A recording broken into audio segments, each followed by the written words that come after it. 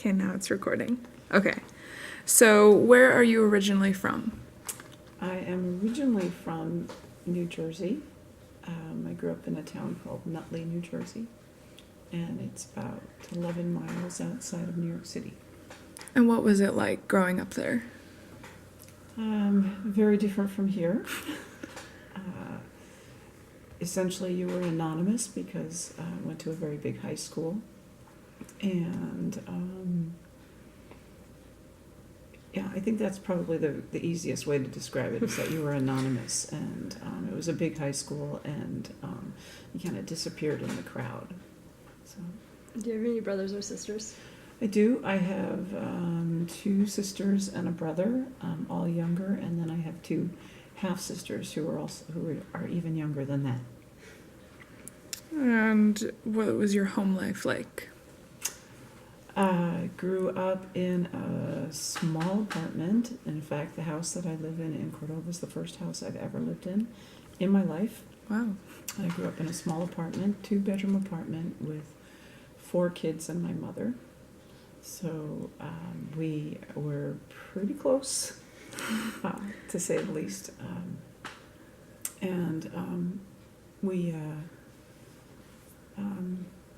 That's an interesting question. How was my home life? I guess it was happy. We pretty independent kids for the most part. Spent a lot of time on my bicycle, Nice.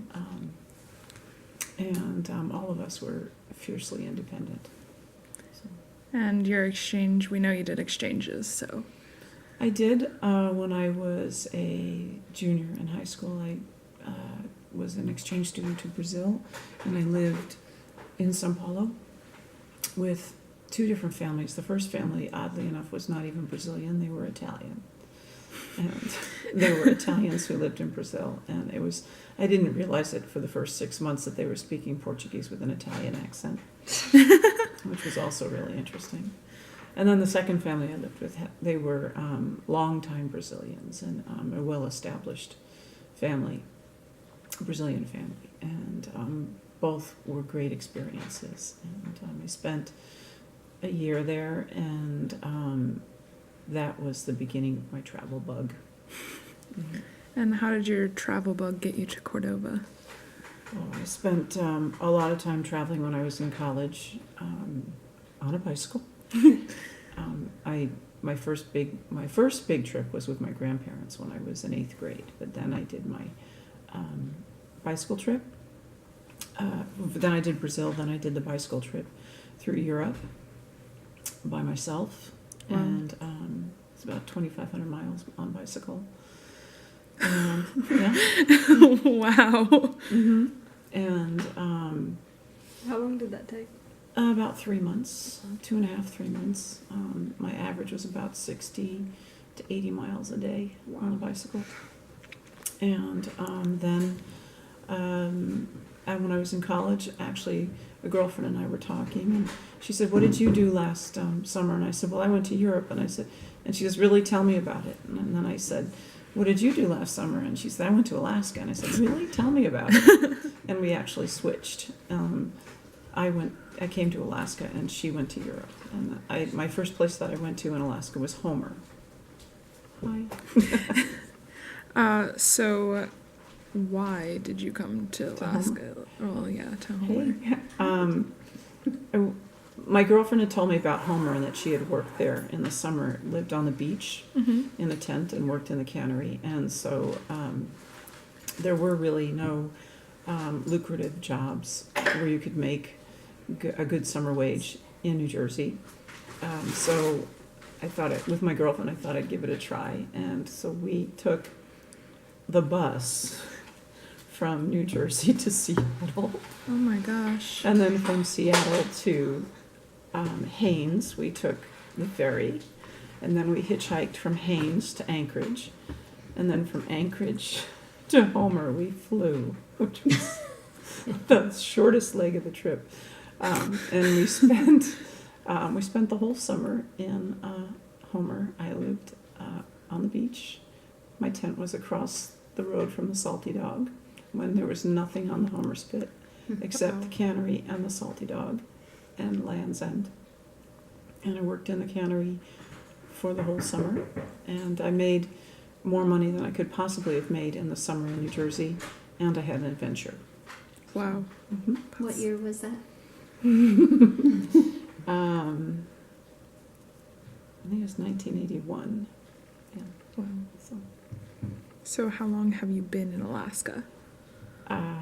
since 1983, I came back to Homer a couple of times, and when I graduated from college, I sent, and this was my job search. I don't know, most people do their job searches this way, but I sent my resume out to towns in Alaska that had nice names. Oh. Okay. And Cordova was this pretty Spanish name, and they sent me, they actually, I didn't have a permanent address. I used my aunt's address as a permanent address. So she got this phone message that a school district from Alaska had called and called them back, and that was Cordova. And I was only going to stay in Cordova a year. And go to graduate school. But after my first year of teaching, I thought, well, I only just learned how to do this. I have to stay one more year to see if I like it. Yeah. And then the second year, I met my husband. Nice. But the irony is he's from a town in New Jersey 3 miles from where I grew up. What? Yes. Yeah, so I ran away from New Jersey, and I met New Jersey. That's a really cool story. All right. Tell us about your husband and how you guys met. Let's see. He was, of course, you all know that he was older than me, and we met at a gathering at somebody's house here in Cordova. And he didn't even introduce himself. Initially, he just said, "You're from New Jersey?" And I said, "Yes." And he says, do you know Ken Adams?" And I'm like, "No, I don't know who he is." And he said, "Well, he's a nice guy." Oh, good. Well, you should meet him. And I'm like, "Okay, I guess I will someday." And he goes, "Do you know who he is?" I'm like, "No." And he said, "It's me." And that was my introduction to him. And my first date with him, he saw me, I think I was walking home, and he said he was going to go out the road to Alleganic to dive for lost lures in the water. Yes, he put on his whole diving tank, and he said, "Did I want to come?" And I was like, "Okay." And so I sat out and read in the van that he had while he was diving, and that was our first date. It's pretty romantic. Oh, it was very romantic. I think that's one of the coolest stories I've heard. So, where did you graduate from? I graduated from Douglas College, which is the women's college of Rutgers University, and I finished my degree in 1982. And then I didn't know what I wanted to do. And I was on the fence about whether or not I wanted to teach, so I stayed one more year beyond my degree and got certified to teach, and did my student teaching at a town that was just a mile away from the campus. And a big high school, very different from what I work at now, for sure. So when did you fall in love with literature and teaching literature? I think I've always liked stories and listening to people tell stories. And to me, that's what literature is other people's stories. So I've always been fascinated when someone can tell a good story. So I don't know, I think it's just sort of a natural thing. I couldn't put a date on it. My first year teaching, I did not love it. It was very hard. I got an average of 4 hours of sleep a night for the whole school year. Because when I walked into my classroom, this is before computers, there was nothing in my classroom. So every test, every quiz, every worksheet, every project, everything we did, I wrote. Wow. Everything. And what was remarkable is that I did not get, I think I was running on fumes for the whole year. I didn't get sick the whole school year. Oh my gosh. How old were you when you were doing that? Young. And don't think I loved it then, but I think it, after my second year, I think I got a little bit more comfortable with my role in the job, and it just, I think it was an evolving love. I don't think it was instant love at first sight, for sure. When you came to Cordova, how diverse was the school? I'm thinking it wasn't, and I remember very clearly having to bite my tongue for two reasons.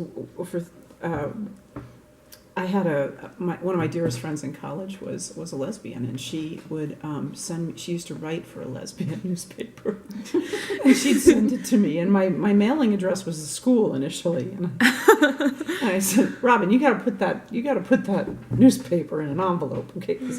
Just don't send it to me, because this is not a very open place to that sort of lifestyle. And that was when I talked about biting my tongue, was when I had students who said, I hate gay people, and if there's a gay person in Cordova, I'd shoot him. And I really had to kind of, you look surprised, but it was. And I remember trying to sort of reconcile that with a student who said that, and, and clearly the climate has changed. Yeah. But I didn't really know very many people. I really, my circle was very, very small when I first came here, and I really didn't do anything except, go from home to work. I really didn't know very many people. I didn't have a car either, and so that really limited what I could do. I think I went out the road maybe twice my whole first year here. Wow. Yeah. I was just home, grocery store, work, grocery store, home. That was about it. And post office. And that was about it. So what do you think your biggest connection to Cordova is? Now? Gosh, that's a good question. Well, the many people that I've eventually have had relationships with, and it's funny, if they're under 40 years old, well, now it's a little bit older, I've taught them. And now I'm teaching people's children, which is pretty remarkable. And I didn't think it would, I never envisioned it turning out that way. Mm-hmm. So, but I'm pleased that it has. And I, in fact, can't see it any other way now. How many years at Cordova High School then? I started in 1983, so we can do the math there. Okay, But so- I've in between all of that, I've taken several years leaves Right. for different reasons. One was just to travel. Mm-hmm. Again, the travel bug. Twice actually was to travel, come to think of it. And another time was to finish graduate work. Another time was to spend time with my husband before he got really ill. Mm-hmm. So there was, I haven't had a straight run of it. So the climate in New Jersey and Brazil and Cordova have to be like incredibly different. What do you think the best climate you've been in has been? And if it's not Cordova, how do you think we can make an impact in making it the best climate? Wow. I like different places for different reasons. I don't think that any one place is the best. Mm-hmm. I like New Jersey for its hustle and bustle and its attitude and the make me prove it to me sort of attitude. That the grittiness of the lifestyle for me. And in Brazil, I like the warmth of the people and their sort of joy that they out of most things. And laziness too. That's probably another thing I can think about Brazilians is they're never ever on time for anything, and they don't seem to really care. They don't call it laziness though. No, they just call it lifestyle. Yeah. And everything is depois. Depois is later, Yeah. and they, it's a much more relaxed sort of attitude towards life. And then Cordova for me is there's a real a strong sense of community here that I haven't felt elsewhere, and feel like I am a part of one. Mm-hmm. And I think that's why I wanted to raise our son here, to be part of something. So all of them have their good points. So I don't want Cordova to change. It's just Yeah. fine the way it is. What is your favorite place in Cordova? Probably for my happy place in Cordova is the ski hill and that trail. Yeah. And I've spent a lot of time on that trail for one reason or another. And one summer, I think I walked that trail every morning for Wow. at least a month straight.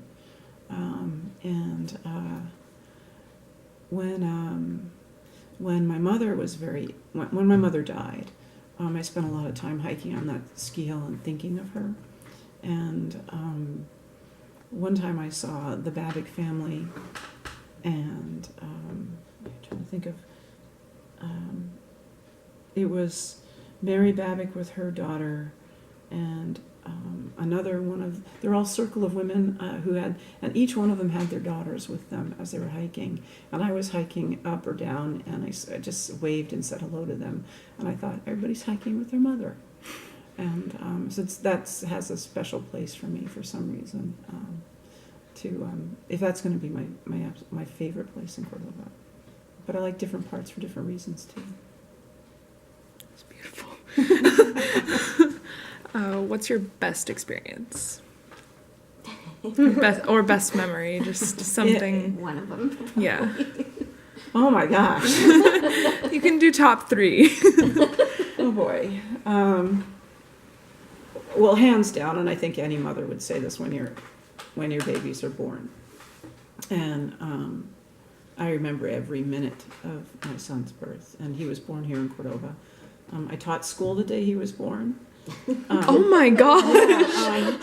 Yeah, I went into labor right after dinner, and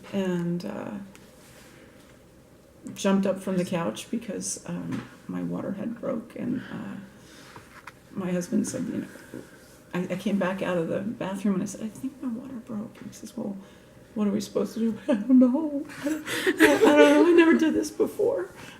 And probably hands down, that was is the most